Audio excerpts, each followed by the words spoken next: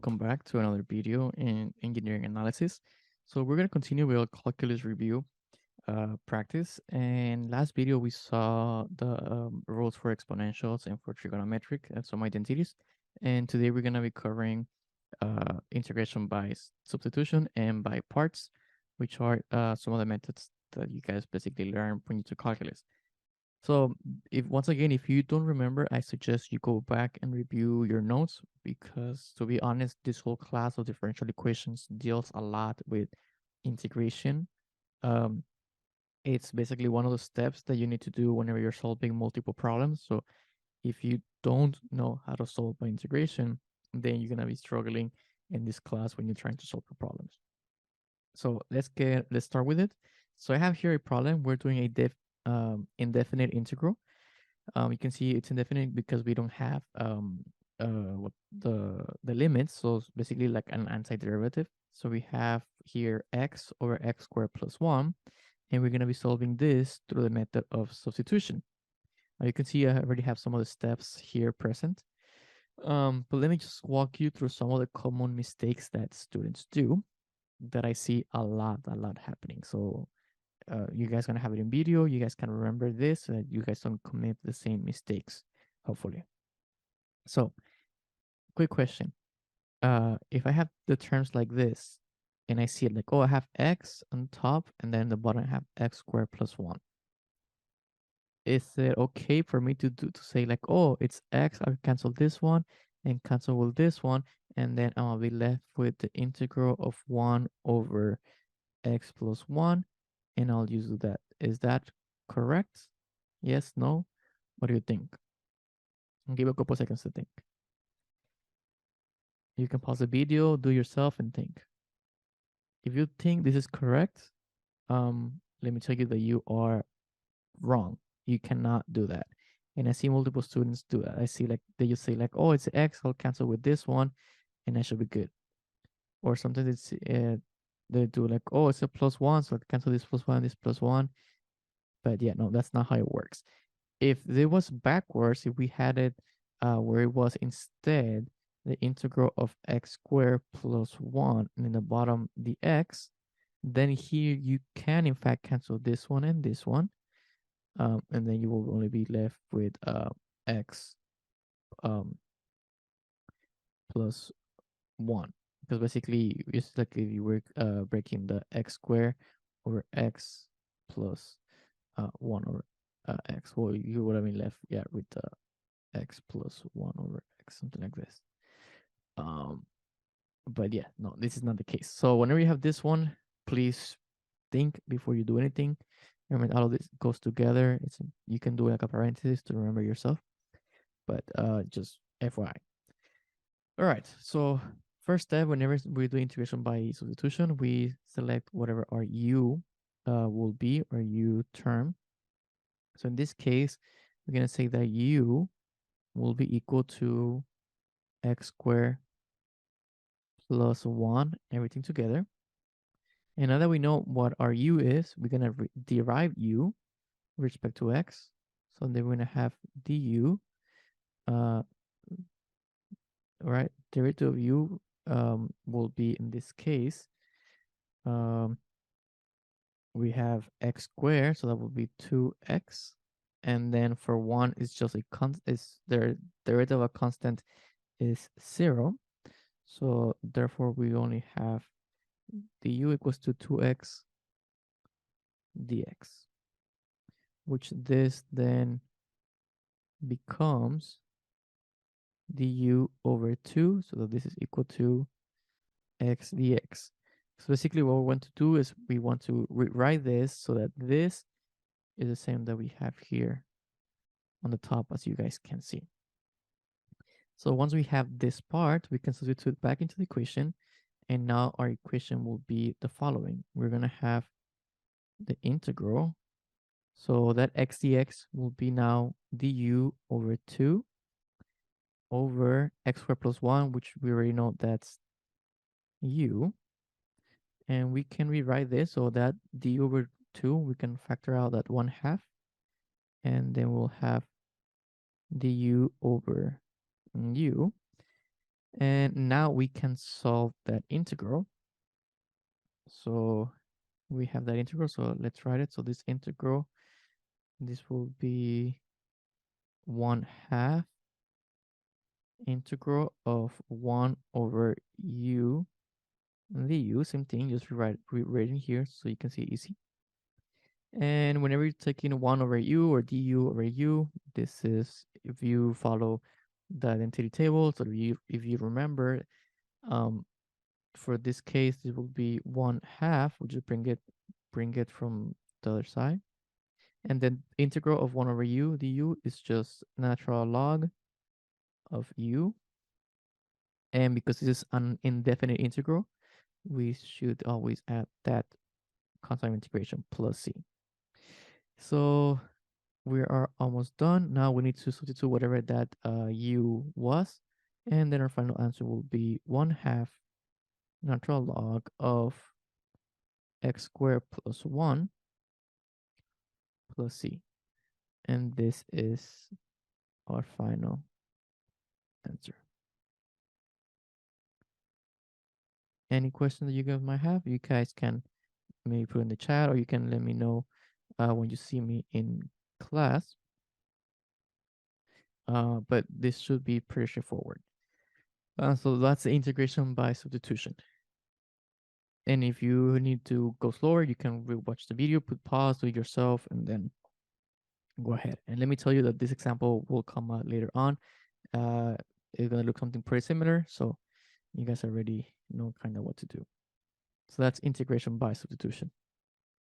Now, the other one that we have, the other method will be, or I guess before we move on from this one, I will, I mean, I don't really create homework, but I'm gonna basically just give you this practice problem in which I'll tell you,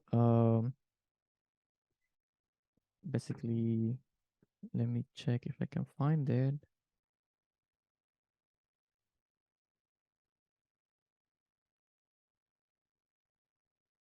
You need to integrate the following.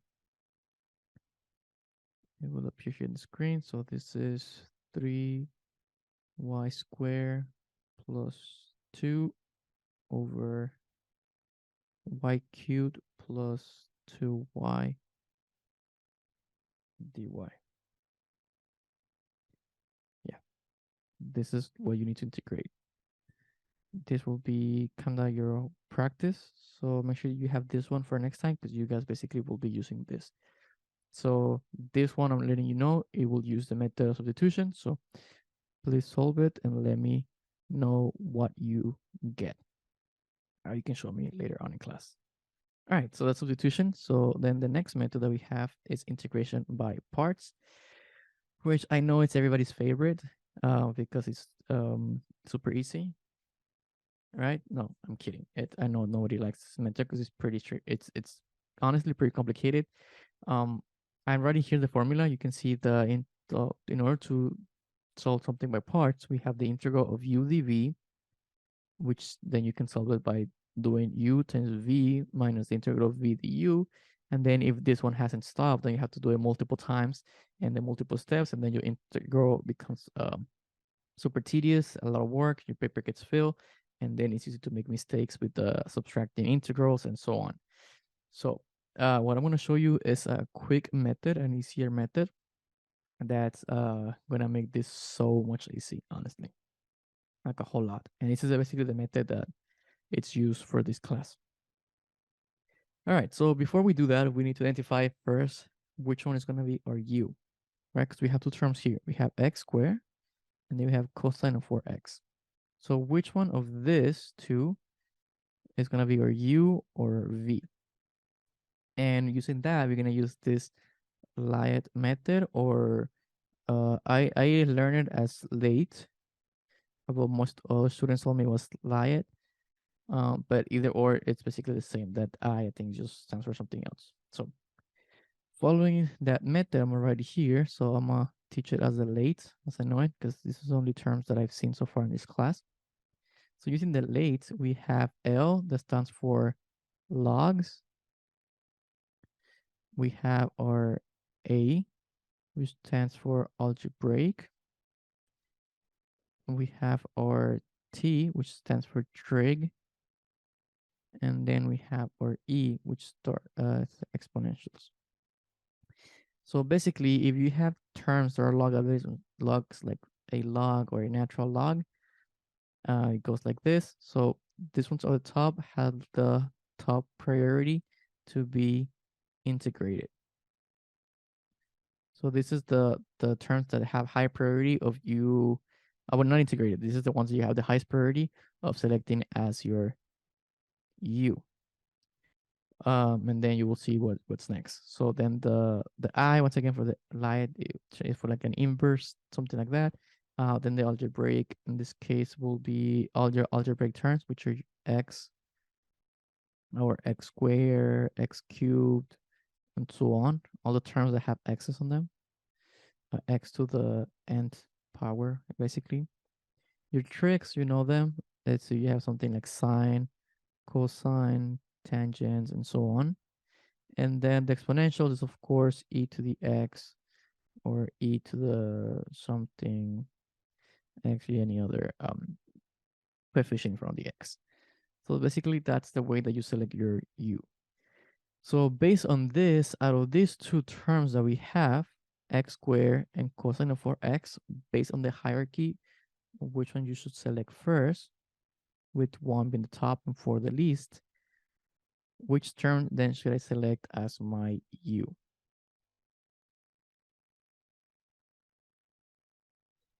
Think about it. So x squared, x an algebraic, and cosine a trig. So based on this Layat method, it shows that we should select x squared as our u term.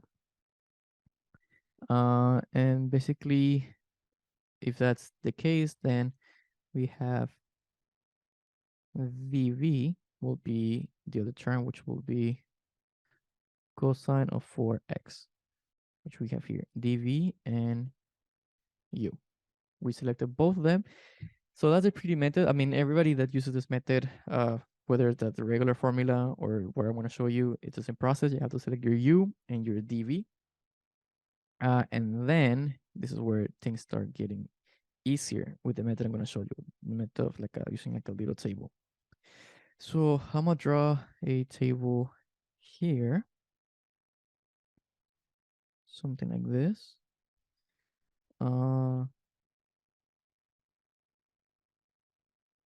So on this side, I'm going to write my u term, and this is my dv. So once again, my u term, it was x squared, and my dv was or is cosine of 4x. All right, everybody following? So what I'm going to do now is that all my terms that are on this side of the u, I will derive.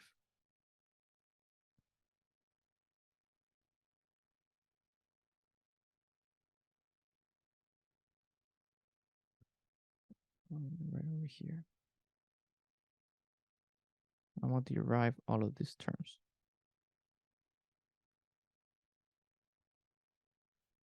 And all my terms that are on this other side, I will do the opposite. So instead of deriving, I will integrate.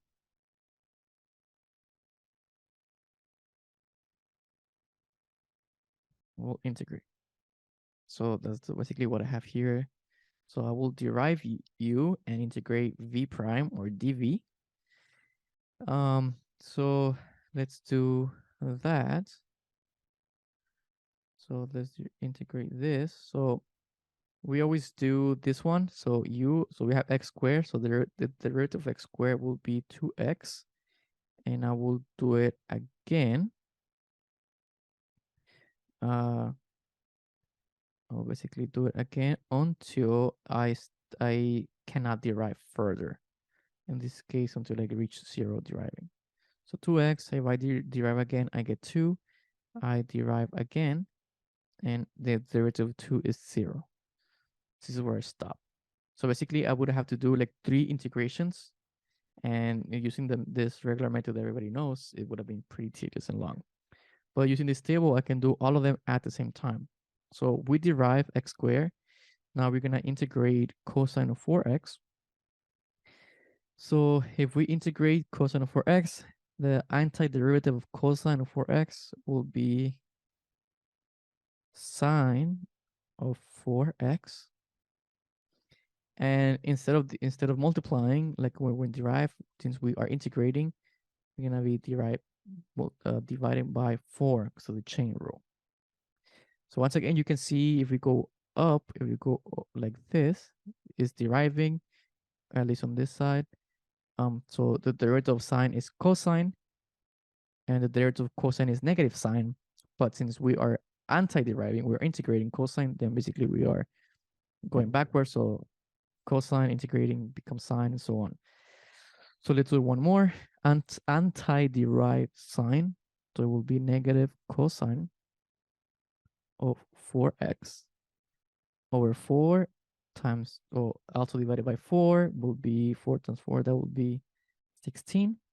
And if I do it once more, it will be negative sine of 4x over 16 times 4, that will be 64. So these are all my integrations, dv's, and then the u's. And what I do now, it's I basically combine the terms diagonally. So I will do something like this. I will cross them. So this first one with this one with this, and then this one with this. So that's what I mean whenever we're doing that.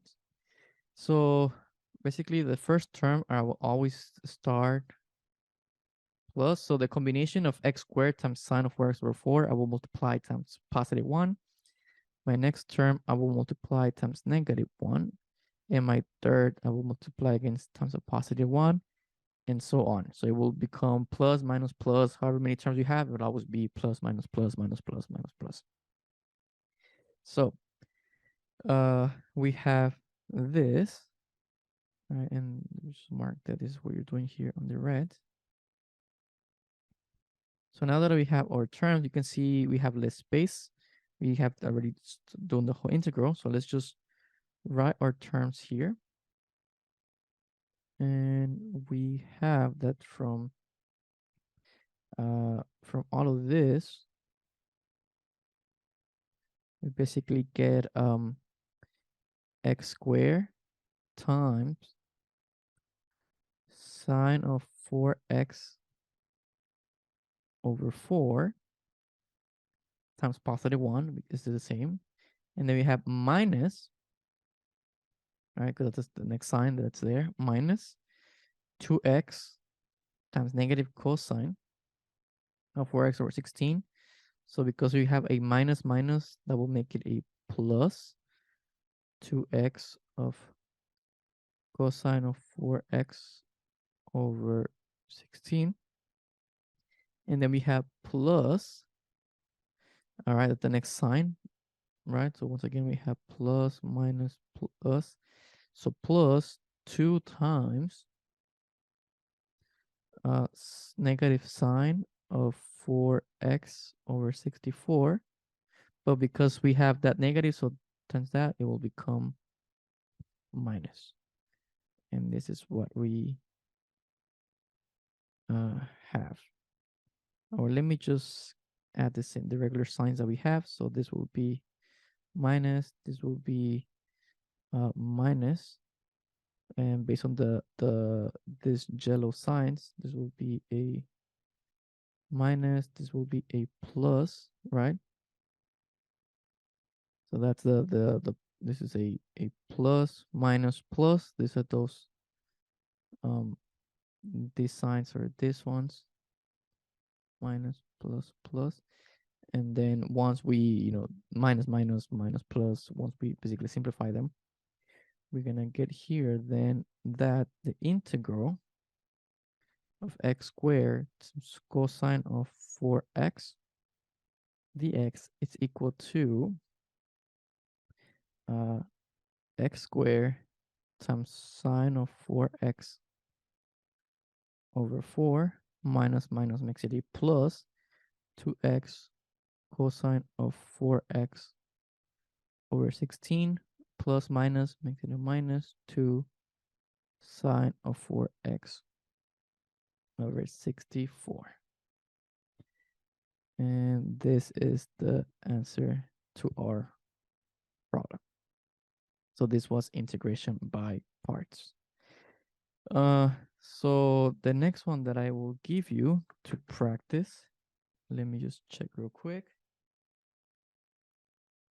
All right, so just like the previous one, I will give you this one. Practice at home. This integral is the integral of x cubed times cosine of x dx. What is this?